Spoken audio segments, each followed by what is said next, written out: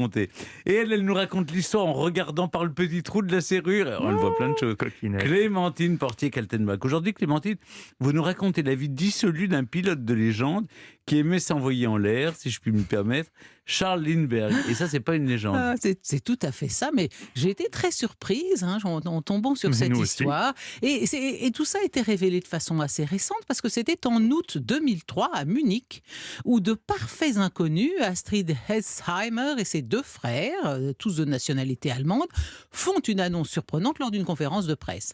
Charles Lindbergh, qui était mort 29 ans auparavant, il est mort en 1974, était leur père. Et pour prouver ce qu'ils avancent, ils déposent devant eux une belle pile de lettres d'amour que l'aviateur aurait envoyé à leur mère de la fin des années 50 jusqu'à sa mort en 1974. Et ils ont trouvé ces lettres dans le grenier. 3 mois plus tard, test ADN, décidément l'ADN, toujours lui, ça permet de résoudre bien des affaires.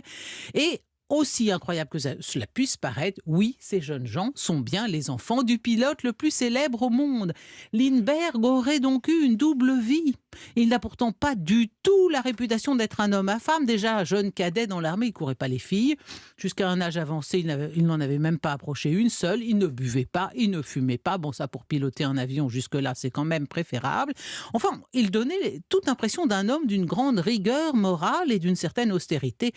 Pourtant, Dieu sait qu'il était beau. Il devait plaire aux filles. Je ne sais pas si vous avez vu des photos jeune homme de Lindbergh avec ses cheveux ondulés, très grand, très athlétique. Et puis, bien sûr, son destin de pilote, passionné d'aviation, on le surnommait l'aigle solitaire, donc il avait ce côté absolument intouchable, et il entre dans la légende très jeune. Il a 25 ans lorsqu'il relie New York à Paris avec son Spirit of Saint-Louis.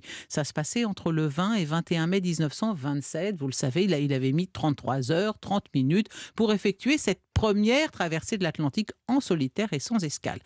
C'est 7 mois plus tard, à Mexico, qu'il rencontre la très jolie Anne Morrow, fille cadette de l'ambassadeur des États-Unis au Mexique. Il a identifié en elle une aventurière, une femme forte, et il va l'épouser.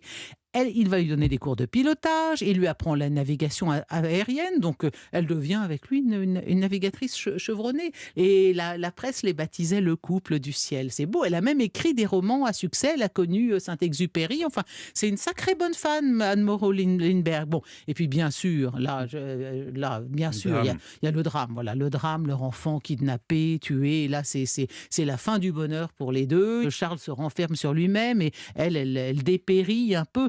En tout cas, après la guerre, imaginez Charles Lindbergh aux États-Unis, il vit paisiblement près de son épouse et de ses 5 enfants. Mari modèle, père édifiant.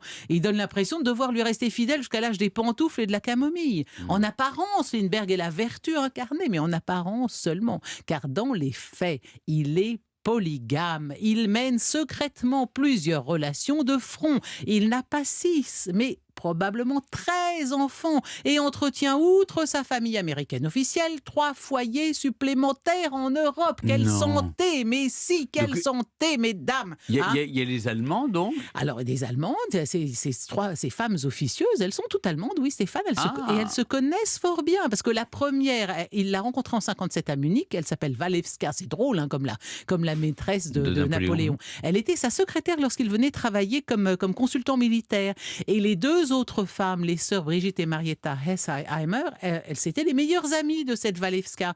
Brigitte, qu'il rencontre donc quand il a 55 ans et elle 31, était modiste. Ils ont donc eu ces 3 enfants. L'aînée s'appelait Astrid, dont je vous parlais en commençant cette chronique, et elle a raconté qu'elle voyait son père environ 3 fois par an, c'est quand même pas beaucoup, et il était toujours avec la même valise, et elle gardait un excellent souvenir de ce grand homme d'affaires grisonnant qui leur préparait des petits déjeuners pantagruéliques à base de saucisses grillées et de crêpes à la banane.